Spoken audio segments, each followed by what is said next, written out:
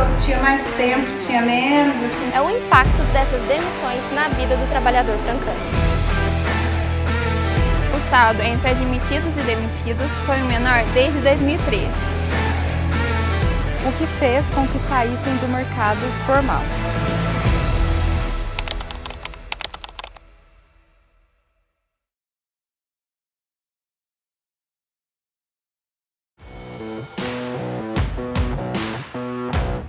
Aqui é o Distrito Industrial, um bairro da cidade de Franca, do interior de São Paulo, planejado e criado especificamente para comportar fábricas. O Sindicato da Indústria do Calçado de Franca, o Sindifranca, estima que o setor tem 550 fábricas concentradas nessa área e na região. Ninguém sabe ao certo quando a primeira surgiu.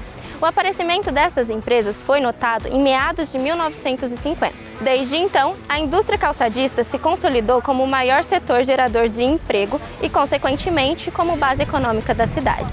No entanto, essa não é mais a realidade da categoria. O Instituto de Pesquisa da Associação do Comércio e Indústria de Franca, IEACIF, apontou que desde 2015 as fábricas têm perdido o primeiro lugar do ranking de empregabilidade. E o ramo que assumiu o pódio foi o de serviço. A partir de 2013, o número anual de sapateiros empregados entrou em queda livre. Isso significa que, em média, a cada ano dos últimos 7, 1.962 trabalhadores se despediram deste lugar. Nesse período também, as demissões em massa pela indústria do calçado se tornaram frequentes. Foram pelo menos 3 ocasiões emblemáticas de trabalhadores demitidos em grupo. Em meio aos demitidos, há aqueles que não receberam suas verbas rescisórias e aqueles também que foram colocados em negociações e acordos desleais com as empresas para as quais eles trabalhavam. O que a gente vai discutir aqui é o impacto dessas demissões na vida do trabalhador francano. As pessoas colocaram fogo na porta da fábrica, os funcionários mesmo, tiravam as camisetas e colocavam fogo, ficou todo revoltado. Aí o sindicato dos sapateiros foram lá, mas como sempre não faz nada, né? Cléria tem 46 anos. Ela trabalhou como escaladeira durante uma década para a mesma empresa, até o dia que soube, no meio do expediente, que a fábrica tinha quebrado e que o patrão tinha fugido. Pra mim foi muito difícil, né? Porque na época que nós saímos, nós não teve pagamento nem da quinzena. A demissão de Marlúcia, de 49 anos, foi na mesma ocasião que a de Cléria. Com 4 anos de casa, foi surpreendida pela notícia. Elas foram dispensadas em 2014, quando a fábrica responsável pela demissão das duas desempregou 400 sapateiros de uma vez e sem aviso. Ficou combinado de ir pagando a gente parcelado. Disseram que pode demorar até uns 2 anos pra gente receber tudo.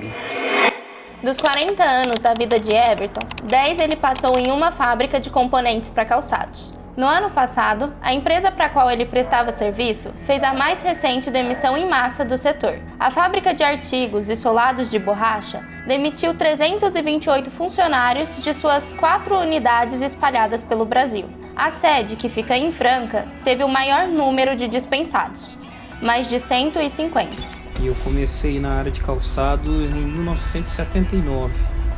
Tinha 13 anos de idade. José viveu apenas 13 anos de sua vida fora de um barracão de produção de calçado. Começou ainda tão menino que agora, aos 54 anos, pode sozinho fazer um sapato inteiro. Ele não protagonizou nenhuma demissão em grupo, mas da sua seção viu muitos irem embora. As consequências da pandemia da Covid-19 no setor assustaram até ele, que é acostumado com a imprevisibilidade da indústria. Pedimos a este economista para que explicasse a causa da queda no número de empregados pela indústria calçadista e também o aumento da frequência de demissões em massa. Na área da economia isso acontece porque a indústria calçadista sempre foi, a indústria calçadista francana, sempre foi intensiva em mão de obra. Ou seja, ela depende muito de trabalhadores para fabricar um sapato. O que acontece é que o custo desse sapato no final é alto e não consegue concorrer com o mercado, no mercado estrangeiro, no mercado externo, junto, por exemplo, com a China ou junto com outros países.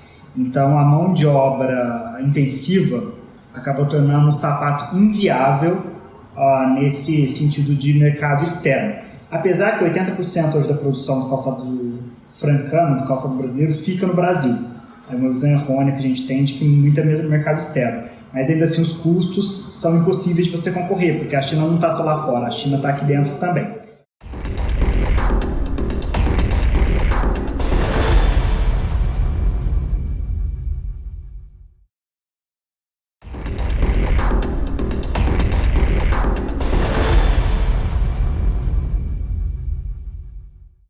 Toda empresa, o objetivo do patrão é ter lucro, né? Na medida que os patrões não conseguem obter o lucro que eles teriam que ganhar, o que acontece? Eles arrumam alguma forma para poder garantir o seu lucro. E uma das primeiras formas das empresas garantir o seu lucro é diminuir o quadro de trabalhador. E aí vem a demissão. As demissões em massa na indústria do calçado de Franca se tornaram cada vez mais comuns. E o descaso com os funcionários também.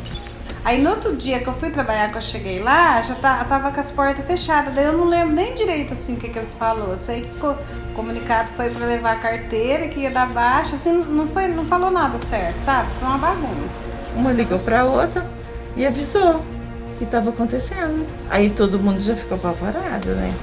Assim, nossa, a fábrica quebrou. Aí quando todo mundo já ficou sabendo, bem, o povo dos departamentos já desceram e fecharam as portas na parte de cima. Só que aí as partes de baixo entrava e saía quem queria. A fábrica ficou abandonada depois disso. O pessoal do departamento pessoal já começou Já fechou. a tentar remediar o que estava acontecendo. Eles nem deram explicação. Já fecharam todas as portas com as coisas dentro e já foram embora. Ninguém ficou para dar explicação. Só falaram assim, o Alexandre sumiu.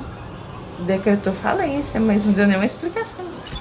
Eu já sabia que a demissão ia acontecer, porque a gente ficava escutando o pessoal falando que ia terceirizar essa parte de solado, que o solado não dava mais lucro. Mas mesmo assim, quando isso aconteceu, foi muito ruim. Eu trabalhava lá já tinha mais de 10 anos e a gente depende do salário.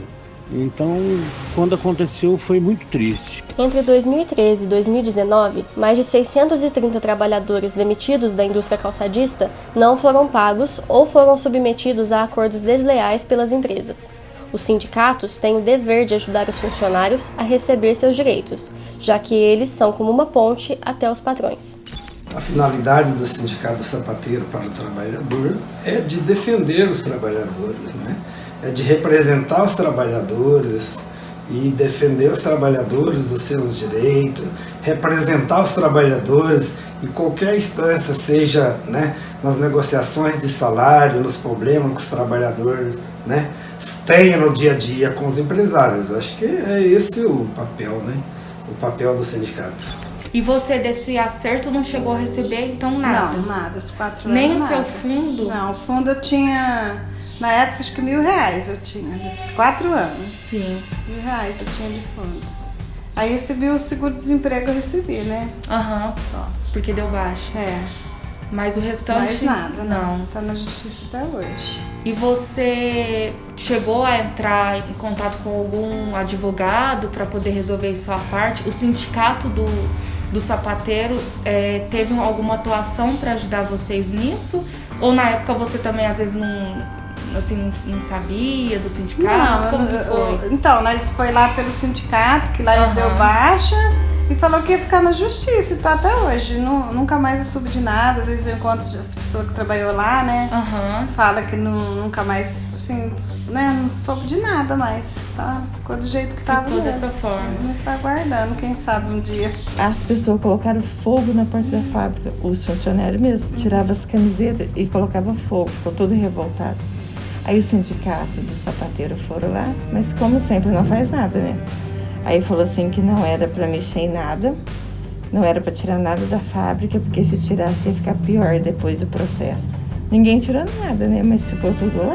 Aí no outro dia eles falaram que tinha que ir no sindicato, na Paz Anchieta, né? Que era dos sapateiros, para poder... Aí o advogado de lá, eles ia pegar a causa E se saísse, no caso, a causa ganha metade do advogado e metade do funcionário. Só que eles não deu muita bola não, sabe? Deixou meio Deus dará às pessoas. E você recebeu todos os seus direitos? Bom, acho que vou receber. Um pouco depois da demissão, eles liberaram o fundo de garantia, mas o restante não. Você ser demitido desse jeito é muito ruim. A gente ficou sem rumo. A gente não sabe o que vai acontecer direito. E o sindicato, você chegou a procurar? Sim, procuramos o sindicato, o Ministério do Trabalho. Também a gente foi atrás, porque a maioria ali é pai de família, tem criança para sustentar e é nosso direito. Eles fizeram algumas reuniões com o pessoal do Amazonas e ficou combinado de ir pagando a gente parcelado. Disseram que pode demorar até uns 2 anos para a gente receber tudo. Conversamos com a advogada trabalhista Pamela Teodoro sobre a falta de pagamento dos funcionários das fábricas de calçado. Ela explicou que grande parte das demissões em massa é feita por motivo de falência, o que acaba impedindo que os direitos dos funcionários sejam pagos. Pode entrar com uma ação trabalhista e aí o funcionário fica aberto ou tanto para procurar o sindicato como um advogado especialista na área. Entra com uma reclamação trabalhista contra a empresa, pode ser uma ação coletiva ou individual também. E nessa ação, dependendo das provas que se conseguem no processo, o juiz vai dar sentença, dando provimento ao pedido do trabalhador. A gente entra normalmente com um pedido de execução. E aí, na execução, a gente consegue, às vezes, penhorar máquinas para tentar pagar o que é devido do trabalhador, que é de direito do trabalhador. Perguntamos a ela também sobre os acordos que foram feitos entre alguns funcionários e suas antigas fábricas, onde o pagamento é dividido em parcelas e pode demorar anos para ser quitado. Então, correto, eu não falo. O problema é que se a empresa não tem condição de pagar tudo de uma vez só, a gente fica naquela, né? Ou o funcionário recebe parcelado, mas pelo menos recebe, ou não recebe de jeito nenhum, porque se a empresa não tem máquinas, não tem outros bens para pagar de uma vez só, aí fica complicado. A orientação realmente por demorar a receber tudo que é devido, mas pelo menos ele está recebendo alguma coisa, então não fica nesse impasse. Aí vai muito do funcionário aceitar ou não. O trabalhador pode entrar na justiça, pode procurar uma defesa em relação a isso? Pode procurar. É o que eu te falei, se a empresa não tiver bens para penhorar, para solver a dívida de uma vez só, infelizmente, mesmo na via judicial, fica complicado de pagar. Às vezes demora o processo, tem processo que demora anos e a empresa não tem bens no nome para a gente conseguir penhorar e solver a dívida do funcionário, então fica bem complicado.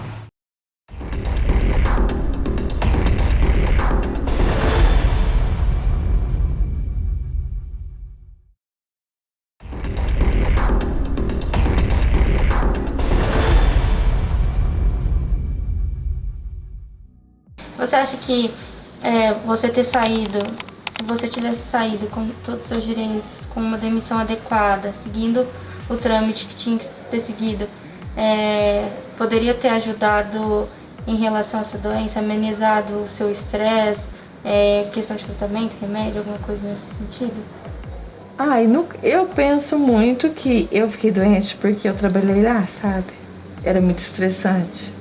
Eu acho que eu já fiquei doente foi lá naquela fábrica. Como eu fui recebendo auxílio, né, do governo, me ajudou muito. Muitas pessoas também me ajudavam, sabe, muito. Porque não é fácil. E além disso, você gasta muito. Na época, eu gastava R$100 por semana de comida. Porque a sua alimentação muda completamente, né?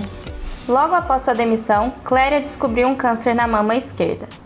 Ela não teve tempo de acompanhar os trâmites judiciais que exigiam o pagamento completo das verbas rescisórias, porque passou os 2 anos seguintes desempregada e tratando a doença. Pra mim foi muito difícil, né? Porque na época que nós saímos, nós não teve pagamento nem da quinzena, né? Pra mim foi muito difícil. A minha sorte é que ainda eu tinha algum dinheiro que vinha, né? Alguma renda que vinha dos outros lugares, mas daí ficou um tempão ainda parado, né? E você achou justo esse acordo que eles fizeram com vocês? Eu fiquei feliz de receber. A gente ouve tanta história de gente que foi demitida e nunca recebeu nem um centavo. Mas é complicado, porque já demorou muito e ainda vem esse dinheiro parcelado, mas pelo menos eu vou receber, né?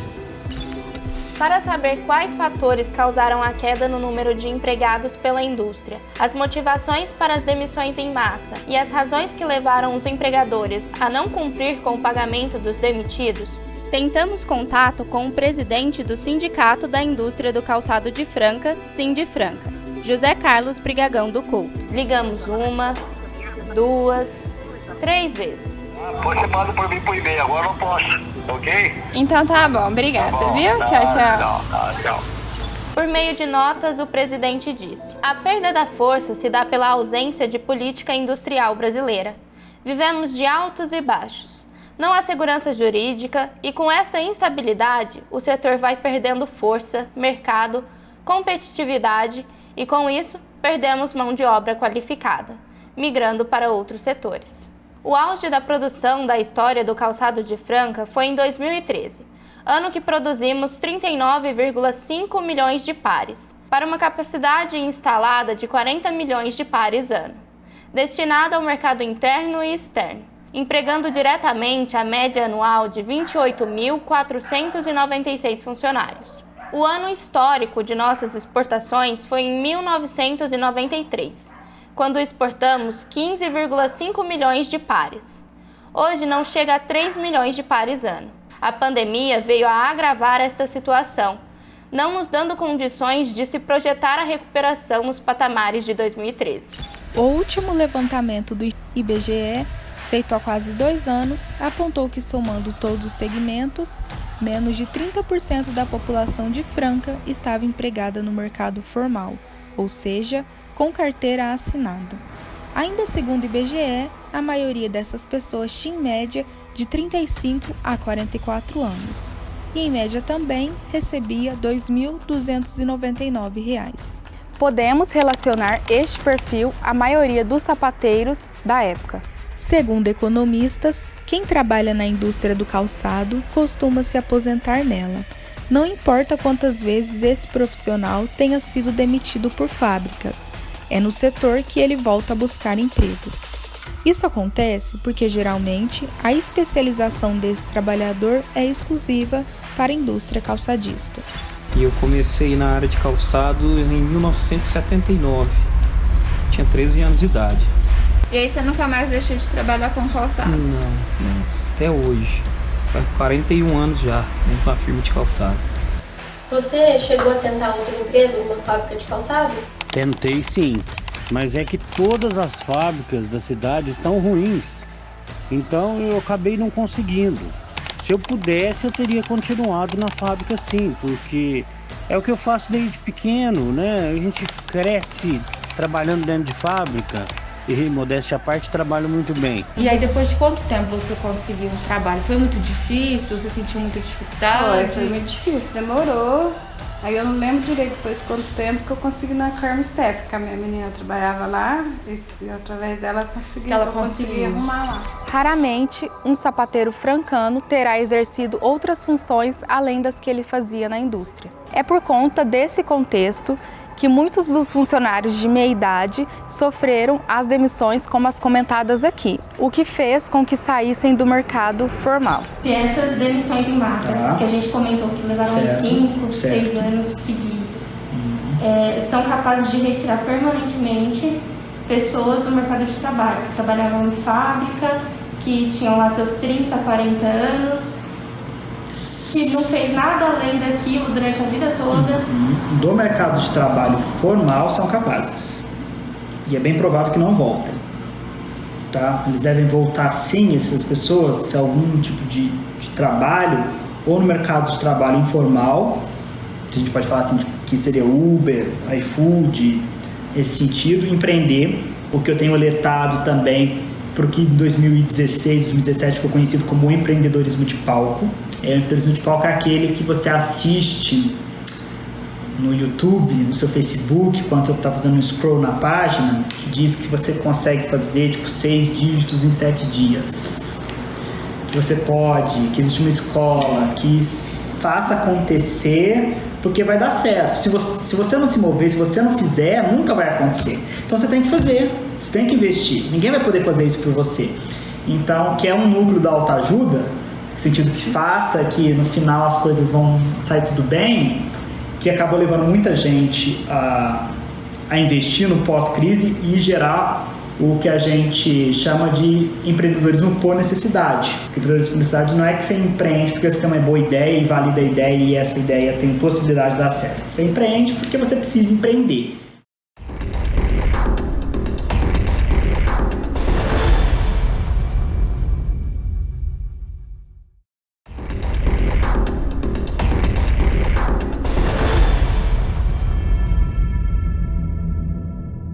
Em 2013 foi o ano que consolidou Franca como a capital do calçado, com mais de 30 mil funcionários no setor. De lá para cá, esse número vem caindo anualmente. Mas, em 2019, a indústria calçadista de Franca apresentou uma leve recuperação em relação a 2018, o que veio a animar o setor. Isso porque, apesar de negativo, o saldo entre admitidos e demitidos foi o menor desde 2013. O Sindifranca apontou apenas 18 funcionários demitidos a mais que contratados no ano. Esse 2020 era um ano propício para serviço, para trabalho. Ia ter muito, mas muito mesmo. Principalmente na firma que eu tô. Luiz é gerente comercial da Gambo, uma fábrica de calçados infantis. Ele também acreditava que 2020 seria um ano positivo para o setor. A gente tinha uma expectativa muito grande de crescimento esse ano, somente de crescimento de mercado, de presença de marca. Então, um crescimento que atingiria mais de 15, 20% tranquilamente. Assim, auditado com o pé nas costas e para ser otimista, assim, até pessimista, sabe? Para que você conseguisse atingir realmente aquele número. Do ponto de vista do economista, esse entusiasmo não passa de uma falsa esperança. Todo início de ano tem sempre a expectativa de que, nossa, vai melhorar. Primeiro que o empresário trabalha com calendário.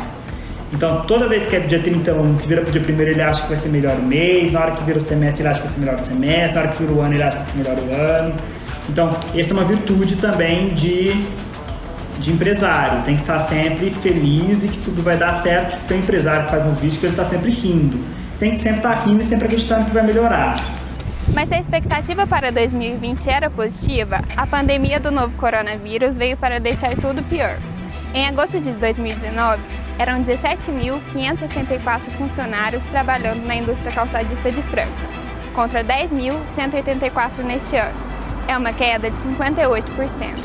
O mês de agosto não somente foi marcado pelo declínio da indústria, mas também pelo recorde de casos confirmados da Covid-19 em Franca. Foram 2.473 diagnósticos positivos em apenas 31 dias, além de 47 óbitos, ficando atrás apenas do mês de setembro, que registrou 59 mortes pela doença. Neste período, as portas das fábricas já tinham sido abertas novamente. Um decreto municipal proibiu as atividades da indústria apenas entre os dias 19 de março e 13 de abril, o que ainda assim impactou o trabalhador.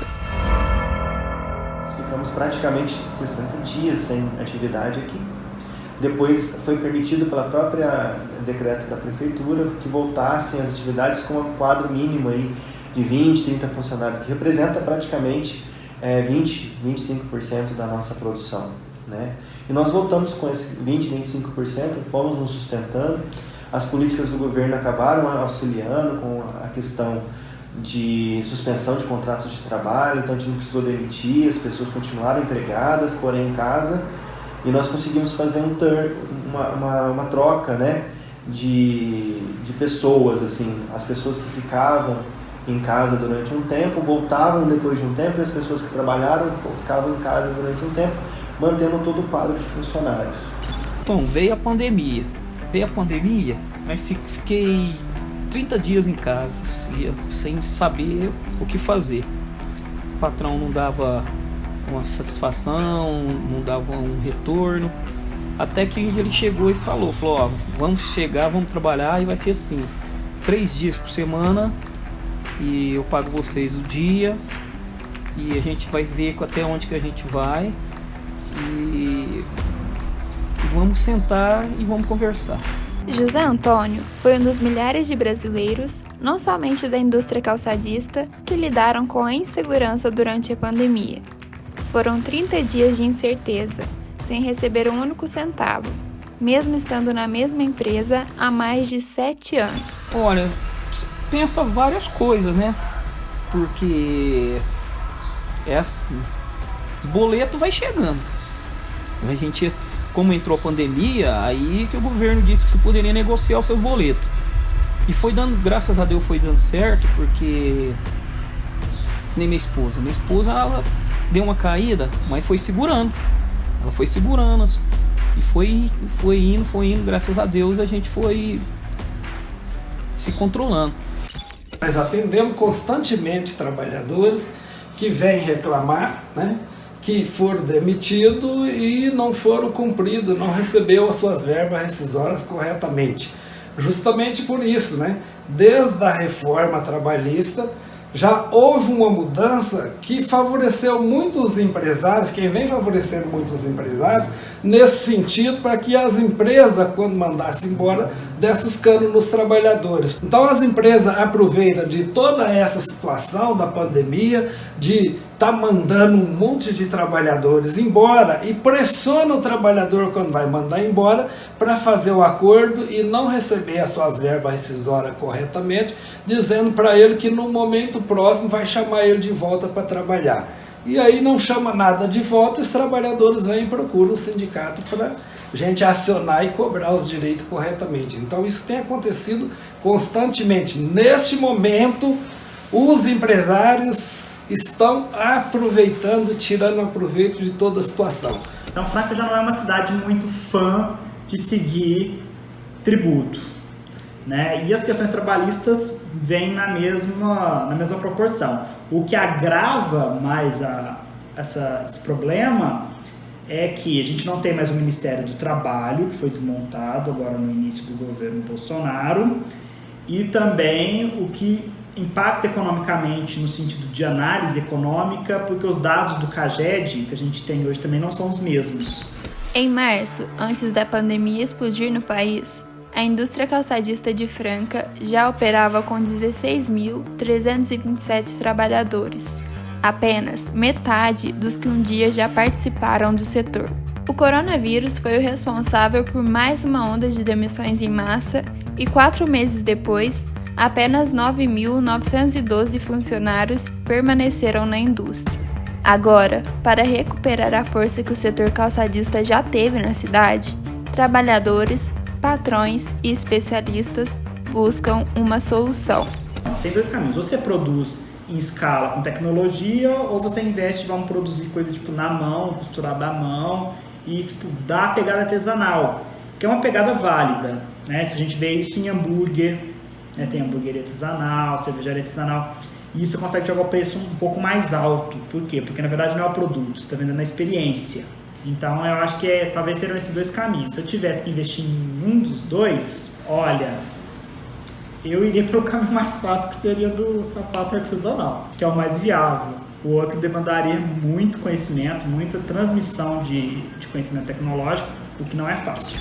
O que será 2021 então nesse cenário? Aí ficou uma incógnita. Será que, assim como a Europa, nós teremos uma segunda onda que de repente pode voltar a fechar estabelecimentos novamente? Ainda a gente não sabe, a gente espera que não, porque a curva de infecção no Brasil, o tempo que nós ficamos impactados por isso foi infinitamente maior do que dos outros países. Isso pode ter nos preservado um pouco mais, sofremos mais, porém não teremos idas e voltas.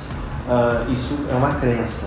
Será que a demanda, como a demanda aumentou, como as pessoas começaram a consumir mais, será que os insumos também começarão a ser produzidos em mais volume para que essa demanda seja estabilizada e os custos, né, voltem a ficar normais? Então isso que a gente vai analisar, ou será que vai estabilizar? Já que as pessoas que tinham necessidade de consumir as coisas, consumiram agora, será que elas vão continuar consumindo no próximo ano? Mas o que a gente tem de expectativa positiva? Estamos numa crescente e as pessoas vão sair mais. As pessoas terão mais necessidade de usar o nosso produto, por exemplo, o calçado, né? Então a gente acredita que nessa vertente não será um ano de ápice, mas será um ano muito forte de retomada.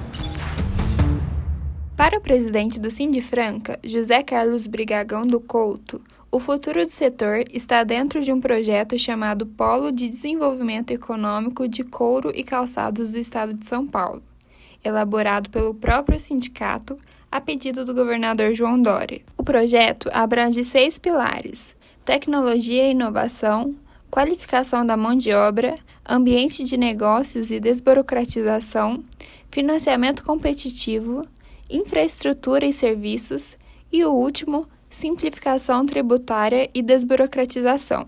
Segundo o Brigagão, para implantar esse projeto é preciso a ajuda de empresários, autoridades municipais e entidades representativas de Franca. Só que, para alguns, Franca já não sustenta mais o título de cidade do calçado. Agora eu acho assim, com a pandemia, eu acho que o sapato aqui em Franca não vai existir mais. Você vai ter que correr outras áreas, né?